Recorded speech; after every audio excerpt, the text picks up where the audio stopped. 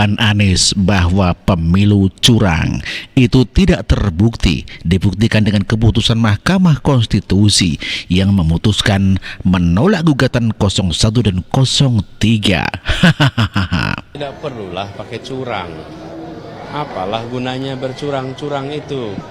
Karena keberhasilan yang didapat adalah soal kepercayaan. Dan dukungan yang diberikan itu artinya kepercayaan.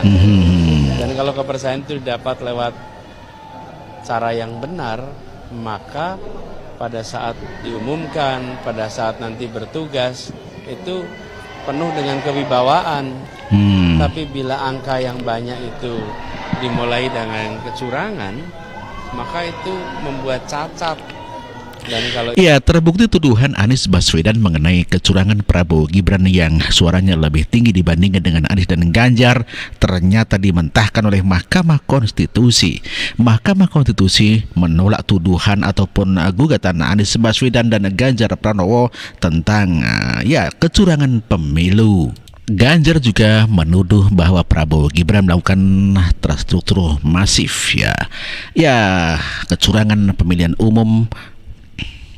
Ganjar Pranowo yakin bahwa Prabowo Gibran akan didiskualifikasi karena melakukan kecurangan secara TSM. Teman-teman dari penasihat hukum menyampaikan, kalau kemudian nanti kita bisa membuktikan bahwa ini TSM, kalau kita kemudian bisa menyajikan data fakta itu diterima oleh majelis, termasuk saya kira Mbak Rifana tahu kan, di MK sendiri saat itu ada putusan MK yang kontroversial, sangat kontroversial dan dihukum melanggar etik semuanya.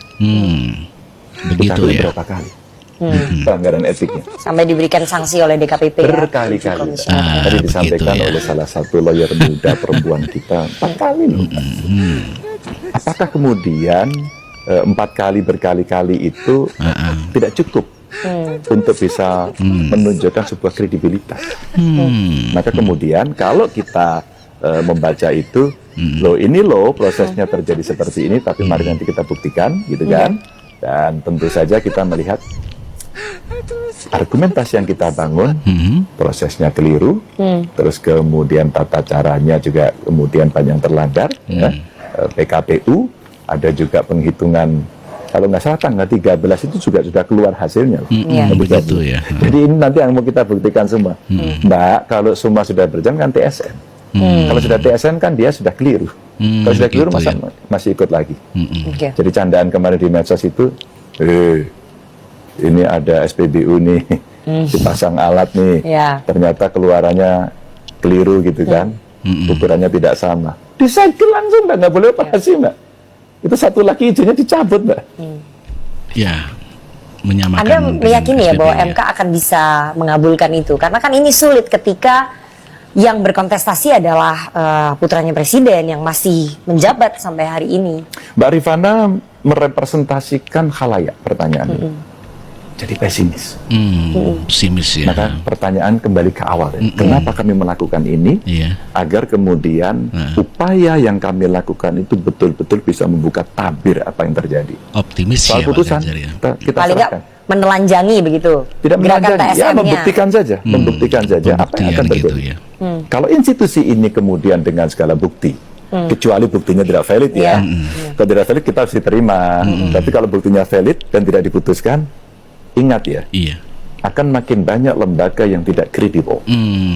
Mbak, begitu ya. Orang tua bertanya kepada saya, kalau kamu sebagai seorang capres, ada 3 hal yang tersisa dari negara: tentara, beras, dan kepercayaan. Mana yang harus hilang pertama? Tentara. Kenapa? Karena masih ada beras dan kepercayaan.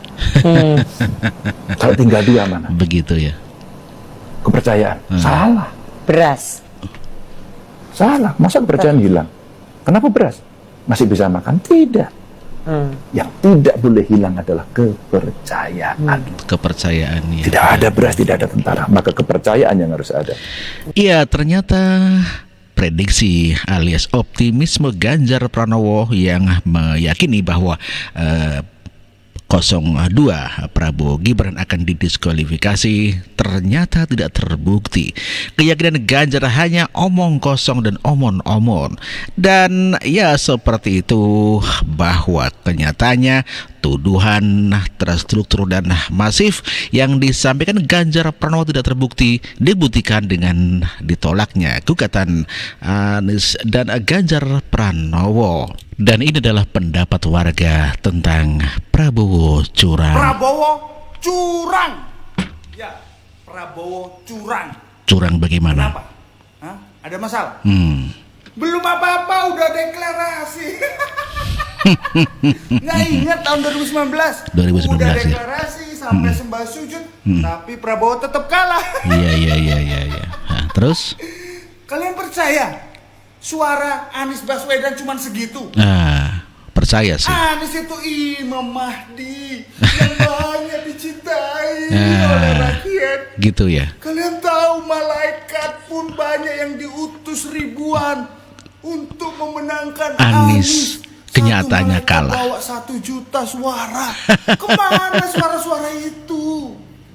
Sedangkan Ganjar yang katanya pro rakyat dan petugas rakyat, masa suaranya cuma segitu? 16% ini gitu ya. Masuk akal hasil quick count ini. Tapi tenang teman-teman, TPN dan Timnas saat ini sedang bekerja kelompok untuk mencari kecurangan-kecurangan ini untuk dilaporkan. Oh begitu ya. Sorry ya. Memang kalau kalah itu sakitnya tuh di sini. Iya.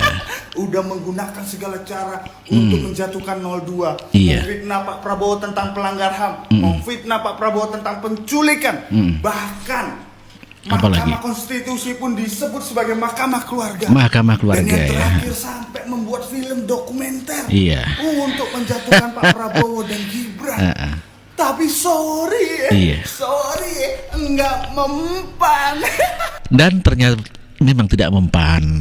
Buktinya apa yang dituduhkan tentang kecurangan yang dilakukan oleh Prabowo Gibran tak terbukti. Dibuktikan dengan ditolaknya oleh Mahkamah Konstitusi.